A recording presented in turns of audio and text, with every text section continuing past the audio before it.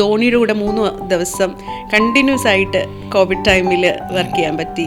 കഥ ബുക്കിൽ അദ്ദേഹത്തിനൊക്കെ നമ്മളോടുള്ള ഒരു സ്നേഹവും ഒരു മലയാളികളോടുള്ള സ്നേഹമൊക്കെ നമ്മളോട് പങ്കുവെക്കുമ്പം മലയാള സിനിമയെ പറ്റിയൊക്കെ നമ്മളോട് സംസാരിക്കുമ്പോൾ ഒക്കെ നമുക്ക് ഒത്തിരി സന്തോഷമാണ് അവരോടൊക്കെ സംസാരിക്കുമ്പോൾ.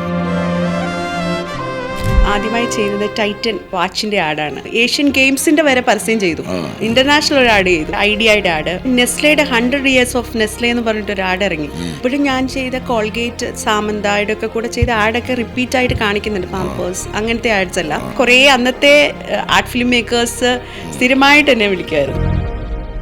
ഈ ഒരു 2008 മുതൽ ഒരു കോവിഡ് വരെ ഒരു മാസം ഒരു 4 പരസ്യം വെച്ചിട്ടാ. 500 ആയിട്ടില്ലേലും ഏകദേശം ഒക്കെ അത്രയായി.